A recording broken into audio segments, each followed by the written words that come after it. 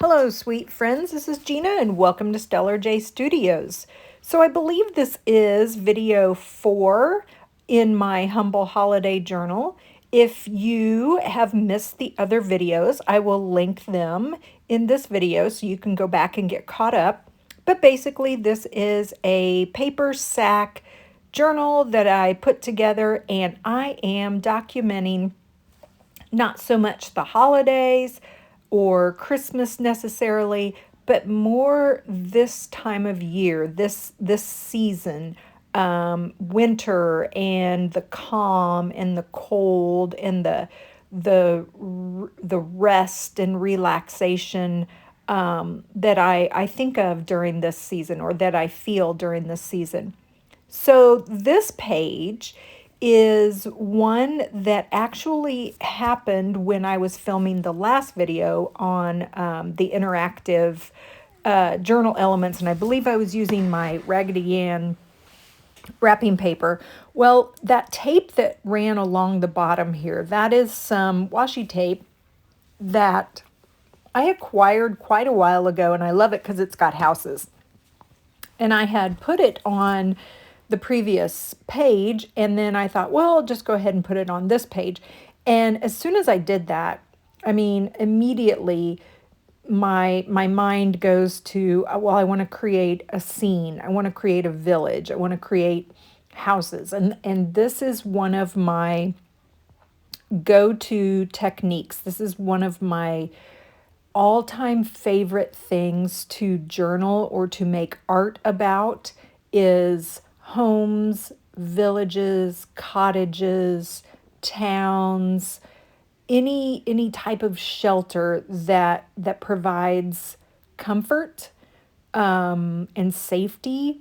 It's just my jam. I can't even explain it because I'm still figuring out what all of these structures mean, but they're just something that is in my soul, and I always gravitate towards journaling about them or with them, and I love making them.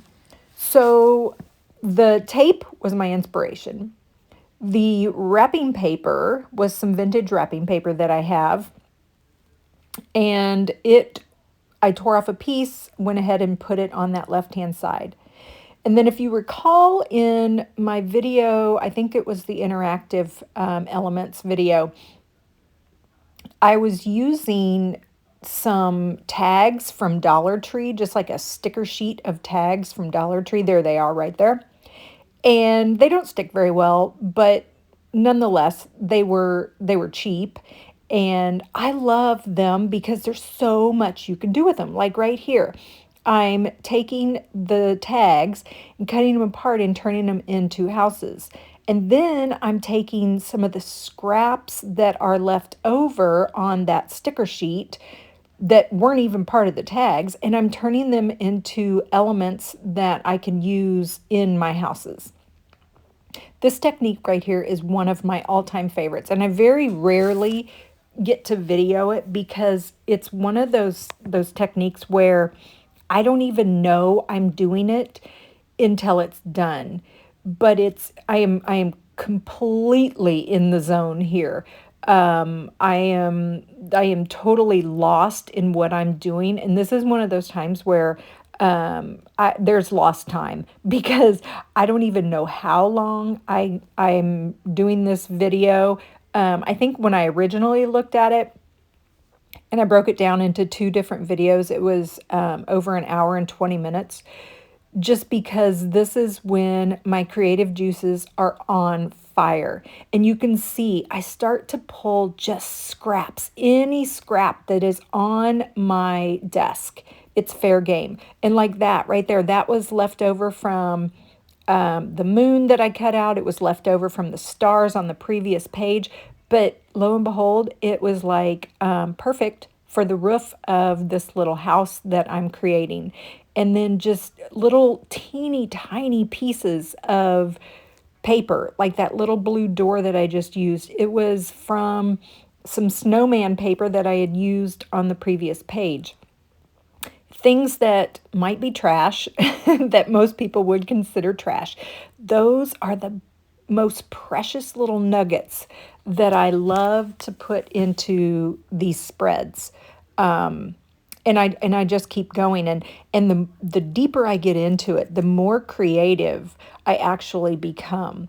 And this, like I said, this is just one of my most favorite creative times, is when I get into this mode where everything just seems to be like a giant puzzle, and I have to put the puzzle together, but I don't know what the pieces are going to look like, and so I have to create the pieces, and it's magic.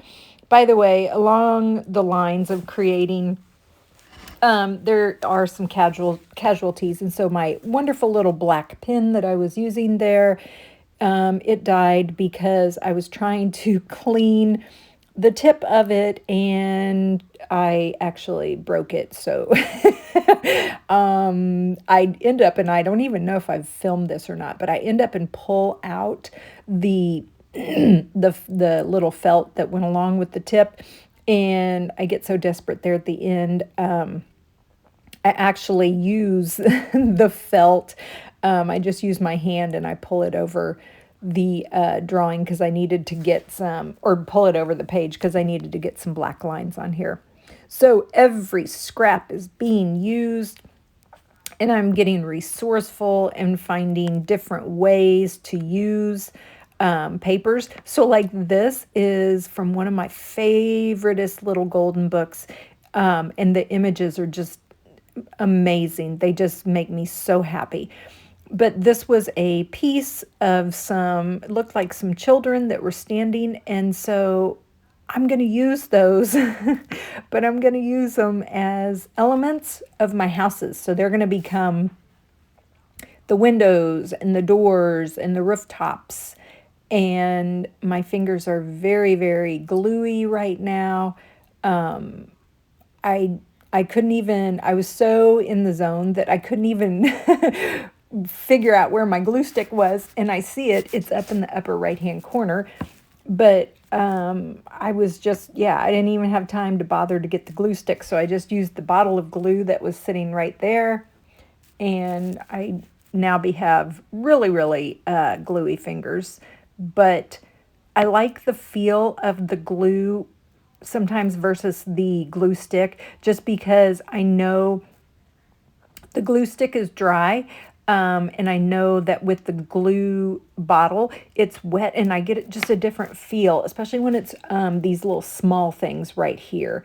It's sometimes easier to just use a bottle of glue, and my glue of choice is Elmer's all-purpose glue, not the school glue, but the all-purpose glue.